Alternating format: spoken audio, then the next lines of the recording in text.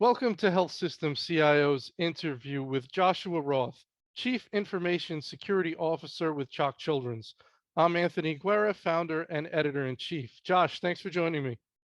Thank you for having me. Great, looking forward to a fun chat.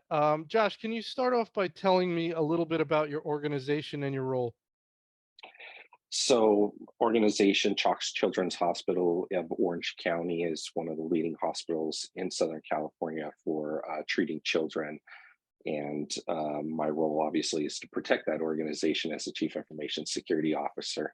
I stepped into this role I think it's been about 10 months. I've been in this role at CHOC, so I'm still relatively new to the organization. Excellent, excellent. All right, you want to tell me a little bit about your career journey, how you wound up in healthcare IT security? Sure. So I've been doing security for quite some time. Uh, over, gosh, it's probably been 20 years. I actually started out in networking in my journey uh, within IT, and at back in, gosh, 2005, I worked for a city, and it was then that kind of security didn't exist back then. So I'm one of those people that kind of came up in cybersecurity as it evolved as an actual entity in an organization. So for most of us that kind of in that time period, we got to be part of the journey of what cybersecurity ended up being. So I started out in a city doing networking, and then with that kind of had to own firewalls, and that's when things were getting really interesting, and it just kind of kicked off my journey. I was very interested in it. I ultimately ended up at Kaiser Permanente. I spent a great deal of time at Kaiser Permanente. I started in 2007, and I went until about 2011, and then I spent some time in Big Four consulting, doing cybersecurity and privacy, and then ended up back at Kaiser Permanente, where I've spent, gosh, the past 9 years before joining CHOC. Hmm. Very good. So you said you've been at CHOC about 10, 11 months. Can you give me any insight into what you've tried to do in that time period to acclimate yourself to understand the state of cyber at the health system, what needs to be done, sort of, the I don't see any, oh my God, we better take care of that today moments versus we, stuff you want to work on down the road. But just your best advice for how anyone can start as a CISO in a new health system and the things they want to accomplish within the first perhaps 6 months or the first year. Um, I think the most important thing from my perspective is know the business. Obviously, I was in healthcare for quite a while at Kaiser, but being the big behemoth that it was, I wasn't as close to the clinical space, Hmm. being that it was such a large enterprise. So coming here was definitely a change for me because I was very much um, now involved in kind of the day-to-day operations of an actual hospital. When I worked for Kaiser, I wasn't really, people always ask me, what hospital did you work at? Well, I worked at none of them. The only time I went there is as a patient. Right. Um, so with CHOC, I'm all about business enablement. I think it's very important that I get to know the business. I build that bi-directional trust and dialogue and collaboration with the business. So that was first and foremost for me, is making sure that um, that I have an opportunity to talk to all my key colleagues in the organization. Secondary to that, it's doing that. The first 90 days as a CISO is looking at your people, the processes, the technology stack. Being an organization like ours, you're going to have managed services as well. So looking at the quality you're getting out of those, and really assessing the overall picture with those four foundational items. So that's the approach I took. I built a 2-year kind of out the gate strategy based on what I saw in those areas, and I think it was important to do that, of course. And with that, we did flush out quite a few things that, first and foremost, I will say CHOC in the absence of my position there previously for a time, they did very well. I came into the organizations. I was pleasantly surprised by some of the security capabilities that they had in place. Um, but there was also some low hanging fruit and things that we jumped on right away that I observed and thought was very important for the organization. So we were able to execute pretty quickly. That's one difference here compared to a larger organization. I'm a little more agile here than I'm used to at the larger organization that I was at previously. Yeah, I would imagine there's some sort of every CISO who starts in a new place probably wants to get in and find that low hanging fruit, that really important, critical low hanging fruit. Like I want Yes, to know when I start, I want to know if there's anything really critical that's not in place. Like so we can boom, get that done. Let's get those band-aids put on any real issues. So that's probably something you want to do right away, I would imagine. absolutely. And there was a list of things. For one, resources. The team was relatively small. I managed to get additional headcount kind of right out the gate and do some hiring. That helped a lot. There was some technology stacks that either were projects that I needed to get fast tracked or reprioritize. I made some immediate investments, quite frankly, in Hmm. some technology stack that we needed as well. So um, definitely important to look at the risk. Obviously, when you look at cybersecurity and healthcare in 2022, it was a record year for us when it came to cyber threats against hospital organizations. I think it more than doubled. Children's hospitals were obviously part of that target. A lot of children's hospitals made news due to ransomware attacks in 2022. You think about Boston, um, with the FBI involved in thwarting that attack from a nation state. Um, there's a couple hospitals on the East Coast as well, children's hospitals that were greatly impacted by ransomware. So that was another thing that I did coming in right away is definitely looking at the incident response. I held a very large tabletop exercise that involved the whole hospital business as well as part of my first 10 months in the organization. Um, did some penetration testing right away, make sure we don't have any exposure out there that puts us at a greater risk. So you've had a very busy 10 months. It's been very busy. Yes. Oh, you want to get the house in order, right? So you want to get everything straightened out, any issues you see. Um, Lots of stuff there. When you talk about building relationships and getting to know the business, we're talking about the rest of the C-suite. To what degree are we also talking about the clinical leaders?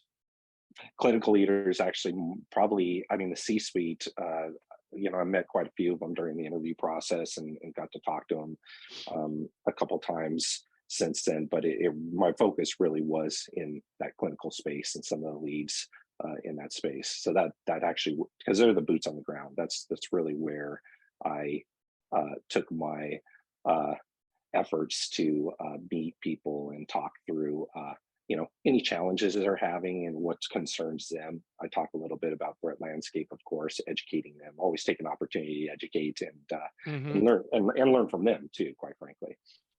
Right. And any consistent theme you hear back from them about their issues? Is it usually about, I have to log in 5 times or I keep getting kicked out of the system? And it's sort of that, clinician satisfaction type stuff, things that slow them down.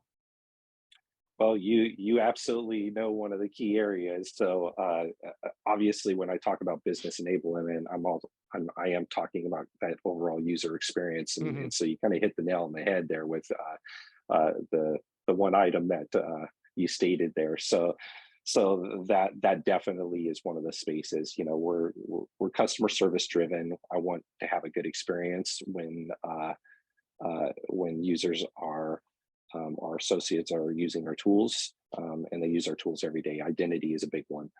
How do we make things easier for our associates in the organization when it comes to their credentials and how they log into systems? Right. And keep them moving through So the that's systems. Yeah. that's definitely a hot item there. Hmm. Obviously, we made tremendous headway in that space. the gist since then. So I'm happy to report we're on that journey there to make things easier for folks. You talked about coming in and doing some things. I would imagine when when you're interviewing places as a CISO, you're interviewing organizations. You want to know that they have a certain approach to security, right? To be comfortable to work there, you want to know it's respected and you're going to be heard, and it's not just you do your thing but stay out of the way type of thing, right? So, um, how much can you find out about a prospective organization? What do you want to find out? Uh, to make you comfortable as a security leader working there. We know John Henderson, your CIO. I assume you report to him. Great guy. He's spoken on webinars for us before. Um, there's certain things you want to hear when you interview. Tell me about that process, and if you can find out anything beyond that about actually what they have in place to find out the maturity of the security, so you don't come in and it's not, oh my God. Yeah. So I look at it two ways there when interviewing for an organization. First and foremost, I have a personal connection to CHOC, and quite frankly, after my time in the larger healthcare system, it was very near and dear to me to remain in the healthcare space, preferably the nonprofit healthcare space. Like I said, I have a special connection to CHOC personally, Hmm. and so for me, it's an honor to be in this organization, just given what this organization does for the community and for the families that it serves. So I will state that. When it comes to looking at the organization, obviously, I'm not coming into an organization that is fully mature where I'm expecting to just throw my feet up on the table and let things run. I welcome the challenge. I mean, that's been part of my career since I've been in IT is the that passion to work on those challenges. So obviously I wasn't looking at for an organization that's ultimately in its most mature Hmm. form. But to answer your question further during the interviewing process, I obviously I'm going to ask. I asked about the makeup of the team, where it fits in the organization, and I asked for an honest opinion on what the culture of the organization was. That was a big one, and then one of the key areas there too is you ask questions about the budget. You want to Hmm. know where the cybersecurity falls within the budget. That'll kind of give you a sense of the priority of it. Hmm. And the board, ask about the board members, ask about cybersecurity questions in the board. What does past presentations, how often you're reporting to the board. I think those are very important because that gives you a sense of how important it is for the organization. I think the threat landscape, obviously I stepped into, again, I'm going back to that, ransomware. There's been a tremendous uptick in healthcare organizations. They see that news too, so they very much know. And if I'm getting questions from people in the organization, it's actually a good thing. Right. I'm very open door. If they're sending me random emails asking me questions about threats, I don't get offended if they're saying, "Hey, are we cool with this one?" Because that means they're paying attention. That's a really good point. That questions are good, board interest is good, as opposed to going in a place that the board never asks about cyber, because then you're probably not going to get a lot of money in the budget. There might be a Correct. coordination there, right? Yes. And the C-suite level, everybody is great. I actually met one-on-one with our CEO. She was. I came in there with an agenda, and we ended up sitting down and talking about just cybersecurity in general. She very much shows that she has a vested interest in what we're doing, and it was just a very informal discussion about all things cybersecurity, and kind of even went into the how do I protect myself personally? And that's obviously very important for some of the key individuals in your organization. Is you're not just protecting them in their workplace, you're educating them and helping facilitate reducing risk in their personal lives as well, because it does cross over, especially at that level. I'm guessing that the conversations and the interactions with clinicians are completely different than they would have been 5 years ago. The level of understanding about cybersecurity from seeing these ransomware incidents where health systems are knocked offline for days or weeks, no clinician that cares about providing care and understands the degree to which it depends on the technology that they use every day can be indifferent to cybersecurity. It's inconceivable. So I'm guessing you get a lot of interaction, a lot of support. Um, is that the case? I feel I do when I go out into the business. Absolutely, it's top of mind to them when they're speaking to me. So they're asking the right questions. Of course, they're always going to, our phishing awareness training type activities, or uh, it's kind of funny when I talk to them. It's like, oh, you tried to trick me, and it's like, well, I'm not trying to trick you. We're trying to Uh-huh. educate you, and Uh-huh. we've even made a lot of changes there. Click rates and our phishing awareness training have gone down. Gosh, just in this past 10 months, I think the last one we did right before the holidays, we reduced the click rates on our awareness campaign emails by probably more than 50%. Wow. Which is good. When you look at the healthcare space too, and you think about the ransomware, I think what people will probably see is the fact that the organizations have to go into downtime procedures and oftentimes to paper. And I think one of the challenges that healthcare organizations have is you've got a younger um, your clinical space is getting younger, and their reliance on technology, in all fairness to them, is due to the fact that we have all the technology Hmm. here. They're If we go to downtime procedures, they have less experience or almost Hmm. no experience going into that method of doing their jobs. Hmm. So it makes things more difficult, in my opinion. So I work very closely with our emergency response teams, our business continuity teams. Obviously the top discussion is going to be around some of the exercises is downtime procedures, because we got to make sure that the younger generation of folks coming in and doing clinical work here are prepared in the event that we have to go to paper in a downtime procedure situation. Tell me about the relationship between IT security, IT, and emergency management, whatever you call that department. That department's the one that's supposed to make sure that the health system can withstand anything, right? Tornado, hurricane, whatever. So, do we think of an IT incident as having to tuck under and be one of the things that they are in charge of? So the CISO has to come in and say, hey, this is how a cyber event could unfold, but they're going to manage it as part of their purview of managing everything. So my real question is, to what degree, what does the CISO supposed to do to ensure their organization is ready to handle a cyber incident, including downtime procedures? Do you tuck under emergency management, or do you lead it? It's kind of a collaboration. So in preparation, that they've got the team that runs the emergency and the business continuity. In fact, I just had a meeting with them yesterday.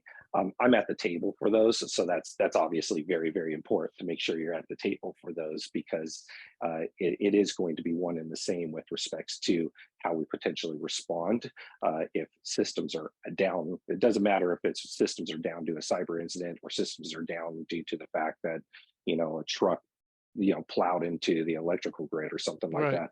um, they have a command center. We pretty much kind of have the IT command center, so I wouldn't say we tuck under them. It's more of collaboration.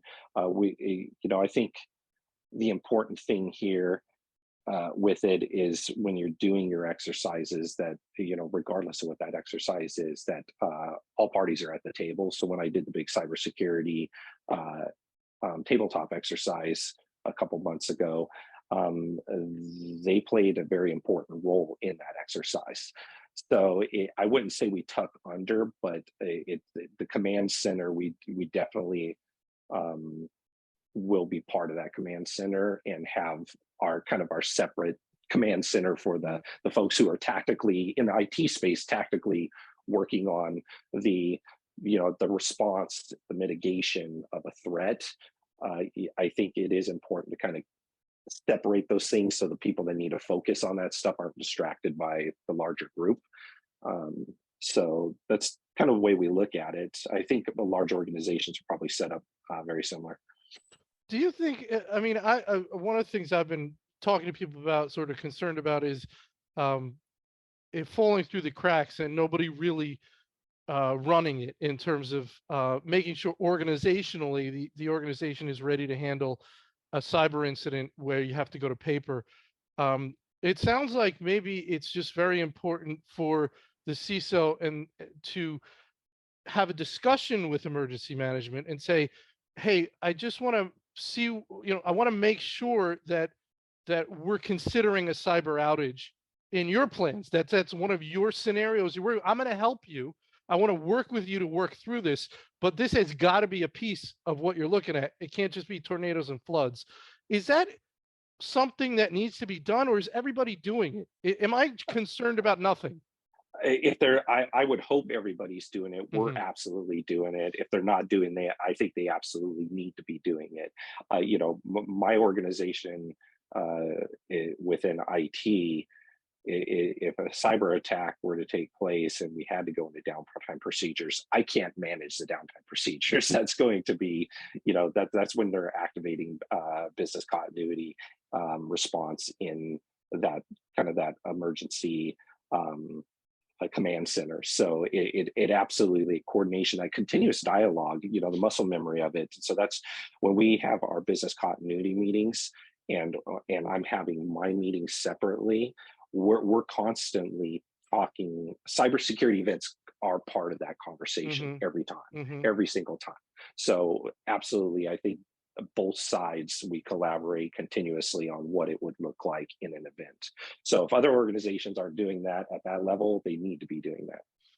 What could a ransomware scenario look like in terms of your involvement? I mean, would it be the kind of thing where, it pops up on the screens that, you've been locked out of your systems and you got to pay us Bitcoin or whatever it is.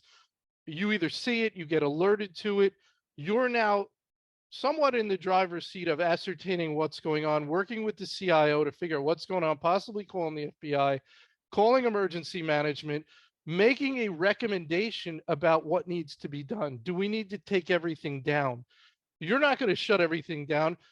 What's interesting, especially here, are the discussions I get into with biomedical engineering folks who talk about, whoa, whoa, whoa, you can't just shut off our devices, right? Somebody could be getting treatment on these right now. So it's just wild to think, when you play this stuff out, the different scenarios, the different conversations, you're making recommendations perhaps and not decisions. You're making recommendations to the CIO, who is perhaps then taking that up. Ultimately, this may be a CEO level decision, probably is, but just take me through a little bit of that. What your thoughts are there? Yeah, so you look at some of the events that have occurred just in 2022. Not naming the hospital, but there, when I created my cybersecurity tabletop exercise this year, when you looked at that tabletop exercise, the injections that we put into it, the scenarios that we kind of Hmm. played out through that exercise, it looked apocalyptic. It Yeah, was like you're talking about phones down, you're talking about internet down, and if you rely on Office 365, you suddenly don't have that. We're not even communicating via Teams anymore. right. You've got the EMR system down. All this kind of scenarios happen, and going through that exercise, I though nobody came out and said it, I know they're thinking in their head that this is impossible, that this would not happen. It would not be this grand of an incident. Well, guess what? We literally mimicked what actually happened at a hospital organization just the month prior. So it's not like we had this pie in the sky grand scenario that would never happen. We actually mimicked what happened at another hospital. Um, when it comes to the responses to it, some of it comes down to tooling. So the technology stack is going to be very important. Can you isolate systems?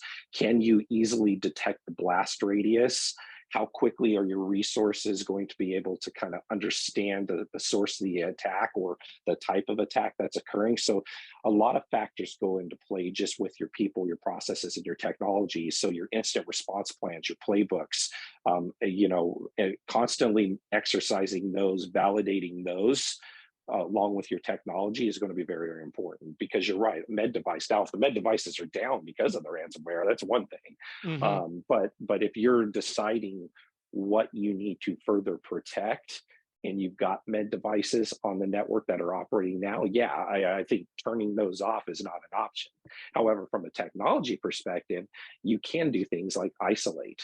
You have network segmentation capabilities. You can do network segmentation at the macro level. You've got, endpoint solutions that can lock down systems or basically prevent that kind of lateral movement of a potential threat in the organization.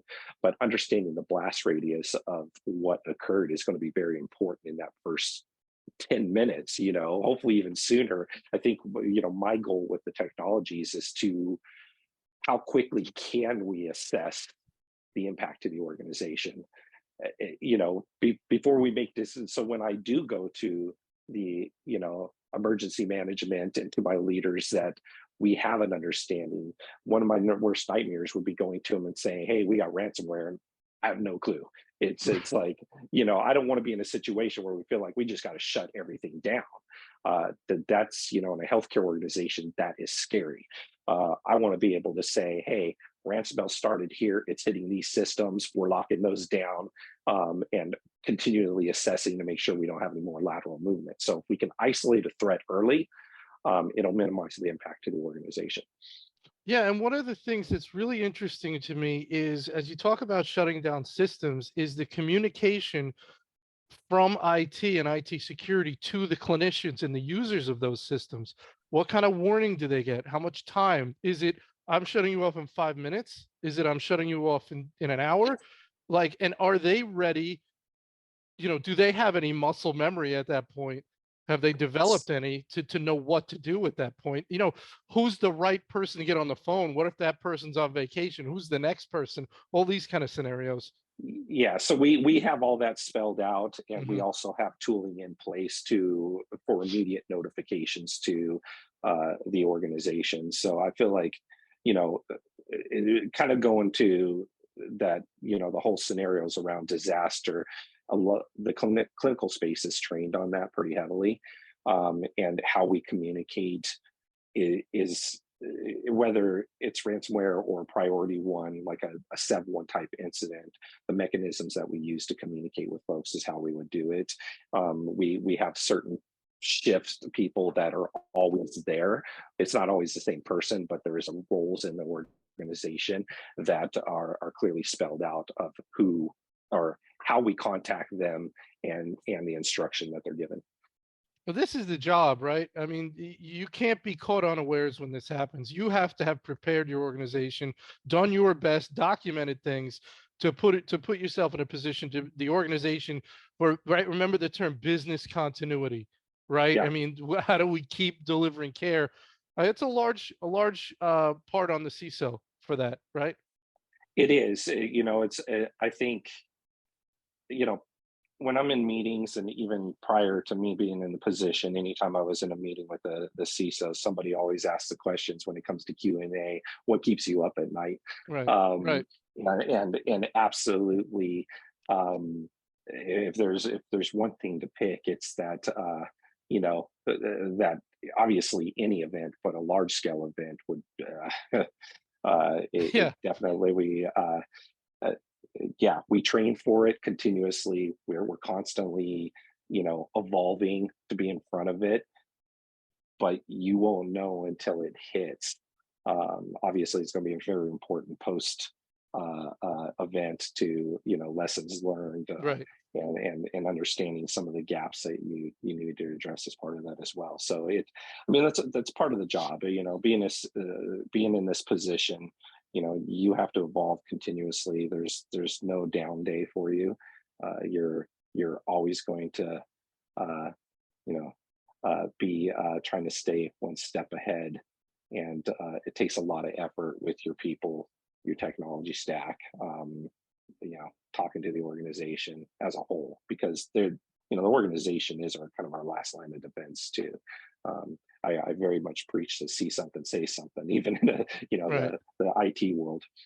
Right. What would be one or two of the trends in addition, we talked about ransomware, things like that. Any other trend that you're looking at trying to make sure your organization is positioned to deal with?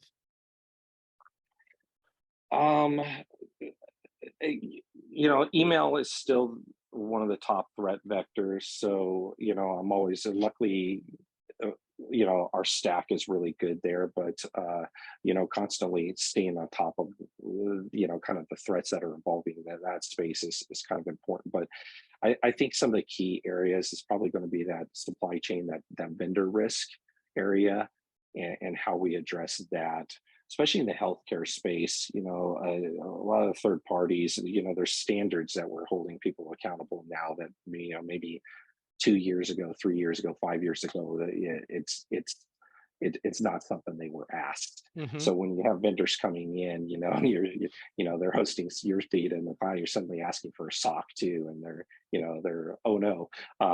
It's an expectation now.